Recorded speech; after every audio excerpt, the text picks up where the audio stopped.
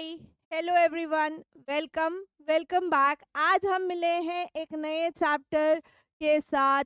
How do organisms reproduce. How do organisms reproduce आपके curriculum का chapter number 8 and बहुत ही अच्छा, बहुत ही इम्पोर्टेंट चैप्टर। पुराने करिकुलम में चैप्टर नंबर 8, नए में चैप्टर नंबर 7। जिनके पास नई टेक्स्ट बुक्स हैं वो चैप्टर रैशनलाइज एनसीईआरटी, वो चैप्टर नंबर 7। ठीक है। तो बेसिकली क्या है ये चैप्टर? ये chapter is all about reproduction. क्या होता है रिप्रोडक्शन, किस किस मोड ऑफ या हम कहें किस किस मेथड से रिप्रोडक्शन होता है, ये सारी चीज़ें दी हैं इस चैप्टर में। इसके अलावा ये सब शुरू करने से पहले कि भाई कौन सी मेथड्स ऑफ रिप्रोडक्शन है, फीमेल मेल रिप्रोडक्टिव सिस्टम वगैरह सब दिया है। तो ये सारी चीज़ें समझने से पहले हमें ये समझना है भाई रिप्रोड्यूस करने की ज़रूरत क्यों है। Why do we as a organism wants to reproduce, या हमारी कार्बन कॉपी हमें चाहिए इस दुनिया में। नहीं होगी तो क्या नहीं चलेगा? Why it is required. ठीक है, तो पहले मॉड्यूल में हम ये रिप्रोडक्शन की ज़रूरत क्या है उसको समझते हैं। लेट अस आंसर आउट कि भाई why do we need to reproduce. ठीक है, अभी ये चीज़ समझो। कुछ बेसिक सी चीज़ें समझते हैं कि भाई ये जो मैकेनिज्म चलती है रिप्रोडक्शन, उससे पहले हमें ये समझना ज़रूरी है कि why we want to reproduce, why the organisms wants to reproduce. ऐसा तो क्या ज़रूरत आ पड़ती है कि we need to reproduce it. Reproduce यानी अगर हम लेमन लैंग्वेज में बात करें तो फिर से जनरेट करना, फिर से उनको प्रोड्यूस करना, लाइक द ह्यूमन। ठीक है, वो अपने ऑफस्प्रिंग्स लाते हैं इस दुनिया में। अगर हम बात करते हैं कि रिप्रोडक्शन वैसे तो कोई ज़रूरी चीज़ नहीं है हमारी एक लाइफ को मेंटेन करने के लिए, एक सिंगल ऑर्गेनिज्म को जीने के लिए खाना पीना, उसको डाइजेस्ट करना, ठीक है, process like nutrition, respiration, excretion, यही ज़रूरत होती है बेसिकली।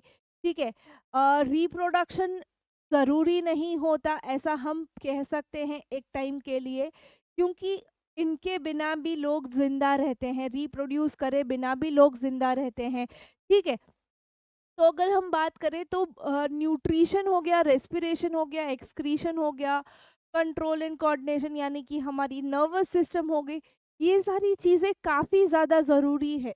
प्लस जो भी इंडिविजुअल जब भी नया ऑफस्प्रिंग क्रिएट करता है, when they bring in the new offspring, बहुत सारी एनर्जी यूटिलाइज होती है, बहुत सारी एनर्जी इस प्रोसेस में यूटिलाइज होती है। तो ये फालतू की एनर्जी वेस्ट करने का रीज़न क्या है?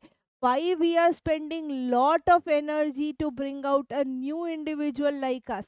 ठीक है, रिप्रोड्यूस करने की ज़रूरत क्या है भाई? हम एक तो ऑलरेडी एनर्जी प्रोड्यूस करने में हमें टाइम लगता है, हमारा न्यूट्रिटिव वैल्यू हमें मेंटेन करना पड़ता है, सारी चीज़ें देखनी पड़ती हैं।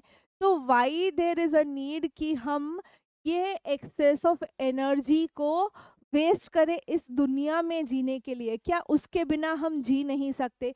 Y can't we live without reproducing?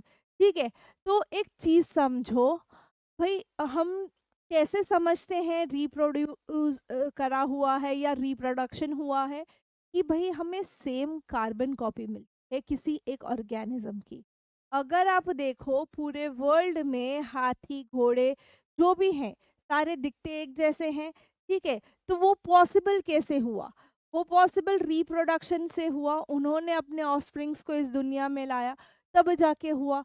तो जब ये रिप्रोडक्शन होता है तो हमें एक ही स्पीशीज की बहुत सारी प्रजाति देखने को मिल जाती है। अगर ये रिप्रोडक्शन नहीं होगा तो शायद ये डायनासोर की तरह विलुप्त हो जाए।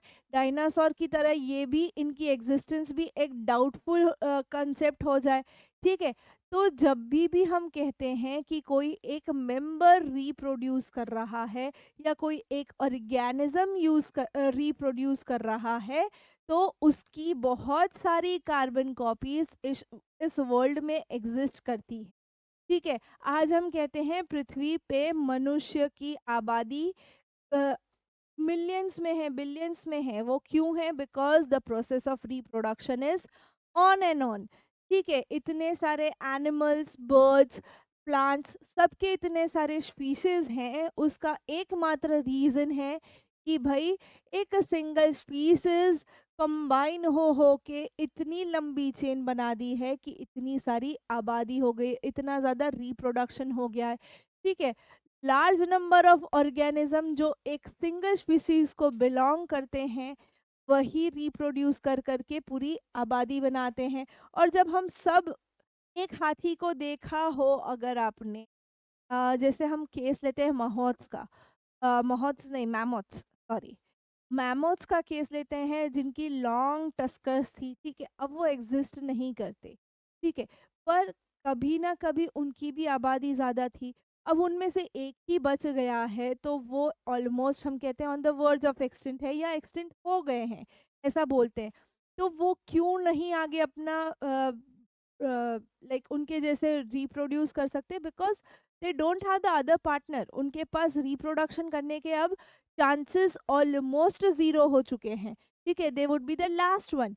तो जब हमें एक ही जैसे एक ही ग्रुप ऑफ स्पीशीज दिखते हैं तो हमें समझ में आता है कि नहीं भाई, ऐसी भी प्राणी, ऐसी भी प्रजाति इस विश्व में रहती है। ठीक है, सफ़ेद घोड़ों से लेके फ्लैमिंगोज से लेके हर जगह अगर रिप्रोडक्शन नहीं होता है, अगर सिंगल इंडिविजुअल में से अलग अलग स्पीशीज नहीं बनते हैं, तो हम ये नहीं कह पाएंगे कि हाँ भाई ऐसी कोई प्रजाति या ऐसा कोई एनिमल प्लांट एग्जिस्ट करता था। ठीक है, अभी दो different individuals belonging to same species, वो हमें कैसे पता चलता है? How do we know that?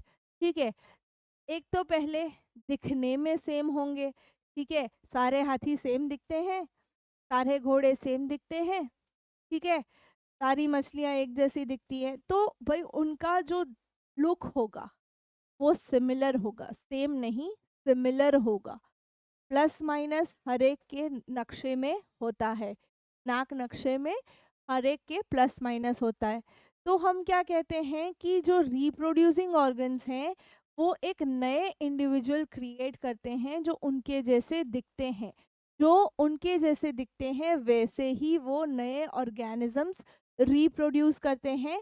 ठीक है, कैट्स, डॉग्स अपने बच्चे उन्हीं के जैसे रिक्रिएट होते हैं। ठीक है, अभी जब हम बात करते हैं कि ऑर्गेनिजम्स अपनी कॉपी क्रिएट करते हैं, एग्जैक्ट कॉपी बनाते हैं, तो वो कैसे? Do organisms exactly create the copies? Carbon copies बनती है क्या? हमारे पेरेंट के एग्जैक्ट कार्बन कॉपी है क्या? अगर आप बात करें आपके पेरेंट्स, आपके ग्रैंड पेरेंट्स के एग्जैक्ट कार्बन कॉपी है? नहीं, थोड़ा बहुत वेरिएशन होता है, थोड़ा बहुत वेरिएशन होता है। पर कुछ, अगर ये वेरिएशन हमें ह्यूमन में बहुत अच्छे से समझ आता है, बट एनिमल्स में ये वेरिएशन इतना नहीं समझ में आता। रिप्रोडक्शन की बात करें तो हम कहते हैं कि organisms create new individual which look very much like themself. Exact नहीं, बट मोटा मोटी उनके जैसे दिखने वाले। ठीक है, ये हाथी का बच्चा, घोड़े के बच्चे, वो सब जेब्रास के, ये मुर्गी के बच्चे, सब अपने पेरेंट जैसे थोड़े बहुत रिजेम्बलेंस रखते हैं। एग्जैक्ट कार्बन कॉपी नहीं होता। ठीक है, बॉडी डिजाइन उनकी सिमिलर होती है, लुक सिमिलर होते हैं, ब्लूप्रिंट सिमिलर होती है। ठीक है, बट ये ब्लूप्रिंट्स भी किधर से बनती हैं? डीएनए से बनती हैं। तो यहाँ पे भी थोड़ा सा वेरिएशन आ जाता है कि भाई क्या कॉपी हुआ है, क्या कॉपी हुआ है, उसके बेसिस पे वेरिएशन आ जाता है। अगर हम एक मेल एंड फीमेल का रिप्रोड्यूसिंग सेल लें तो कितने कैरेक्टर मेल के आए हैं, कितने कैरेक्टर फीमेल के आए हैं। और जो न्यूक्लियस बनता है, यहाँ पे जब क्रोमोसोम्स में ये सारी चीज़ें केमिकल रिएक्शन होता है, डीएनए का कॉपिंग होता है। ठीक है, तो कितने कैरेक्टरिस्टिक पास हुए हैं into the cells, into the reproducing cells. अगर हाफ हाफ हो जाते हैं, दो सिबलिंग हो तो आधा कैरेक्टर उसका पापा का होगा, आधा मदर का होता है। ठीक है, हम कहते हैं ना हम और हमारे भाई बहनों में अगर ऑब्जर्व करते हैं तो कुछ कैरेक्टरिस्टिक हमारी मम्मी जैसे होते हैं, कुछ पापा जैसे होते हैं। लुक अलग अगर हम पापा जैसे हैं तो हमारा नेचर मम्मी जैसा आ जाता है। तो वो यहाँ पे जो क्रोमोसोमल डिवीजन होता है उसके बेसिस पे, ठीक है। तो बेसिकली यहाँ पे हर चीज़ आइडेंटिकल नहीं बनती, बट सिमिलर ज़रूर बनती है। आइडेंटिकल नहीं होती, एग्जैक्ट कार्बन कॉपी नहीं होती, बट सिमिलर लुक्स लेते हैं। अभी इसको हम बेसिकली वेरिएशन कहते हैं। क्या कहते हैं? वेरिएशन, थोड़े से बदलाव, समय के अनुसार जीवन में बदलाव जो आते हैं, ठीक है। इम्पोर्टेंस ऑफ वेरिएशन, अगर हम ऑब्जर्व करें फ्रॉम द टाइम बीइंग, हमारे पूर्वज भी जिस तरीके से थे और हम जिस तरीके से हैं, वेरिएशंस आए हैं, ठीक है। We are not that similar what our forefathers और एंसिस्टर्स वर, ठीक है। तो वेरिएशन ज़रूरी है, ठीक है। बदलाव ही संसार का नियम है, ऐसा कौन कहते हैं? श्री कृष्ण कहते हैं, ठीक है। तो अभी जो पॉपुलेशन है कोई पर्टिकुलर ऑर्गेनिज्म की, वो किस प्लेस को बिलोंग करती है वो डिफाइन करती हैं, ठीक है। अगर हम कहें कि कैमल्स, कैमल्स को अगर डेजर्ट ऑलमोस्ट ख़त्म हो जाते हैं और कैमल्स को अब नॉर्मल एरियाज में रहने को मिल जाए, तो कैमल नेक्स्ट जनरेशन जो आएगा वो एक वेरिएशन के साथ आएगा, वो एक वेरिएंट रिप्रोड्यूस होके आएगा, ठीक है। तो वहाँ पे वो रिप्रोड्यूस होगा और अगर हम बात करें कि जैसे पोलर बियर्स है, पोलर बियर्स आइस कैप्स में रहते हैं, हमारे पोल्स पे रहते हैं। अगर हम उसको इक्वेटर पे लाके रखें then he can not survive. क्यों? क्योंकि उसका बॉडी स्ट्रक्चर उस तरीके से बना है, उसके सेल्स अंदर जो मल्टीप्लाई हुए थे व्हेन द पेरेंट कंसीव्ड, ठीक है। तो उनके अंदर जो बॉडी सेल्स बने थे वो पोलर कैप्स में रहने के लिए बने थे, इक्वेटर पे रहने के लिए नहीं बने थे। और इसीलिए उनकी जो बॉडी डिज़ाइन होती है वो उनको एक पर्टिकुलर एरिया के लिए रेडी करती है। जैसे वी फ्रॉम इंडिया अगर हम बात करें तो हम एक ट्रॉपिकल जोन में रहने के, ट्रॉपिकल एंड सब ट्रॉपिकल एटमॉस्फेयर को हैंडल करने के लिए, क्लाइमेटिक कंडीशंस को हैंडल करने के लिए बने हैं। बट अगर हमें रशिया या नॉर्वे जो पोलर कैप्स के नज़दीक हैं या अंटार्कटिका है, ठीक है, वहाँ पे भेज दे रहने के लिए सालों साल, तो we need time to adjust to the climatic condition there. और वहाँ के लोगों को अगर गलती से इंडिया में हम बोल दें 6-7 महीने रह लो, तो वो विंटर्स में आना पसंद करेंगे। That will be like a summer temperature for them, ठीक है। तो वो उनके अंदर वेरिएशन है, ठीक है, वो बेसिक चेंजेस हैं, वो उनकी बॉडी डिज़ाइन ऐसी है कि वो उस तरीके से उस जगह में रह सकते हैं। पोलर बियर्स वेल अडेप्टेड है आर्टिक एनवायरनमेंट से, और उसी के वजह से फर उनके बॉडी पे जो है, जो कि स्नो और आइस जैसा दिखता है, वो एक फैट लेयर स्किन है जिससे वो अंदर से गर्मी महसूस करते हैं, ठीक है। इसीलिए वो आर्टिक रीजन जैसे प्लेसेस में सरवाइव कर जाते हैं, ठीक है। अगर हम बात करें टाइम टू टाइम एक जगह चेंज होती है तो उसके बेसिस पे वहाँ के ऑर्गेनिजम्स की लाइफस्टाइल भी चेंज होती है। आजकल जो इतना क्लाइमेटिक वेरिएशन हो रहा है उसकी वजह से लोग उस चीज़ को अडाप्ट भी बहुत इजीली कर रहे हैं, अडाप्टेबिलिटी अच्छी खासी बन गई है। और उसी की वजह से जो जनरेशन दर जनरेशन लोग जन्म लेते हैं, नया जनरेशन आता है that is more adaptable to the new changes, new climatic changes, temperature up down होना, ठीक है। पोलर कैप्स अभी मेल्ट हो रहे हैं, आप सबको पता है। वाटर लेवल प्लस माइनस होता है। उसके अलावा कुछ इस तरीके से मेट्योर्स हीट कर जाते हैं। तो यहाँ पे फिर वेरिएशंस आना अ, ज़रूरी बन जाता है, या हम कहते हैं यहाँ पे वेरिएशन आ जाता है। और कभी कभार इसी के वजह से बहुत सारे एनिमल्स हमने खो दिए हैं, लाइक डायनासोर्स हो गया, डोडो हो गया, वाइट टाइगर्स ऑलमोस्ट एक्सटिंक्ट हैं, बचे कुछ एक कुछ 4-5 होंगे, ठीक है।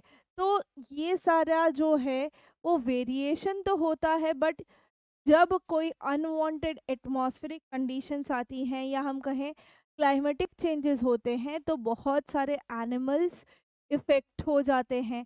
इन्हीं में फिर नए नए वेरिएशंस आते हैं जो करंट डे सिचुएशन को हैंडल कर सके। ठीक है। ये सब अल्टर्ड पॉपुलेशन एकदम से विलुप्त हो गई, drastically that had gone out of nowhere, हमें कहीं देखने को नहीं मिलती। ऐसे ही वेरिएशंस कभी कभार कुछ ऐसे वेरिएशंस एटमॉस्फेरिक कंडीशंस को सरवाइव कर जाते हैं, कुछ पॉपुलेशन इसको सरवाइव कर जाती है and they continue to grow.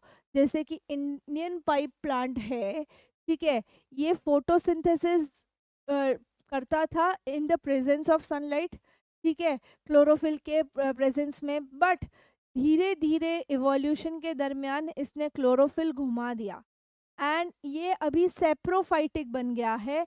और ये पहले जो ऑटोट्रॉपिक मोड ऑफ न्यूट्रिशन पे जिंदा रहता था, अब ये सेप्रोफाइटिक मोड ऑफ न्यूट्रिशन पे जिंदा रह रहा है। यानी कि यहाँ पे इसका मोड ऑफ न्यूट्रिशन, उसको खाना जिस तरीके से चाहिए था जिंदा रहने के लिए, उसी में उसने वेरिएशन ला दिया, उसी में उसका वेरिएशन ला आ गया। ठीक है।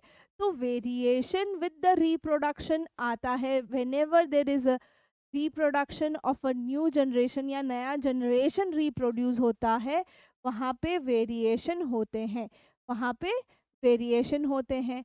अगर हम बात करें तो बहुत सारे बैक्टीरियाज अंडर वाटर सर्वाइव करते थे, but with increase in temperature in water, पानी का जो तापमान है जो कभी बढ़ जाता है कभी कम हो जाता है, उसकी वजह से बहुत सारे बैक्टीरिया सरवाइव नहीं कर पाते इस टेम्परेचर में।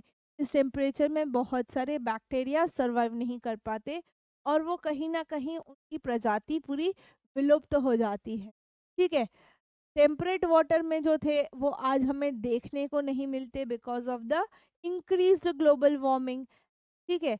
उसी तरीके से कुछ जो है उन्होंने अपने नए स्ट्रेन्स बना लिए, नए वेरिएंट्स ला दिए हैं, जिसकी वजह से वो सर्वाइव कर जाते हैं एंड फर्दर ग्रो कर जाते हैं। ठीक है।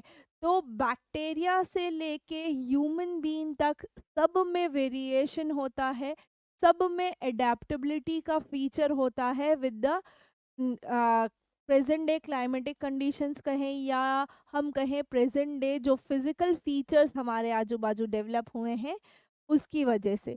ठीक है। तो वेरिएशन ज़रूरी है for the survival of the species, species को जिंदा रहने के लिए वेरिएशन लाना ज़रूरी है over the time and time. ठीक है। तो ये वेरिएशन कब आता है कि जब हम रिप्रोड्यूस कर रहे हैं या जो रिप्रोडक्शन प्रोसेस हो रही है, तो जो पेरेंट है दैट दे आर अडेप्टेबल या दे adapt the present day atmospheric condition, उसको अडेप्ट करते हैं, तब जाके हमारा जो नेक्स्ट जनरेशन आता है वो एक वेरिएंट आता है, नए वेरिएशंस के साथ आता है। ठीक है। तो यहाँ पे हमारा पहला मॉड्यूल खत्म होता है। बेसिकली हमने ये समझ लिया भाई पहले मॉड्यूल में कि रिप्रोडक्शन क्यों ज़रूरी है, why there is a need for reproduction. ठीक है। और रिप्रोडक्शन से क्या चेंजेस आते हैं, क्या वेरिएशंस होते हैं, क्यों वेरिएशंस की ज़रूरत है, क्यों हमें प्रेजेंट डे क्लाइमेटिक कंडीशंस को अडाप्ट करने की ज़रूरत है, ये सारी चीज़ें हमने इस मॉड्यूल में समझ ली। नेक्स्ट मॉड्यूल में हम समझेंगे मेथड्स ऑफ रिप्रोडक्शन, जहाँ पे एसेक्सुअल मेथड्स को समझेंगे, सेक्सुअल मेथड्स को समझेंगे। ठीक है। तो मिलते हैं नेक्स्ट मॉड्यूल में। Till then just revise this portion.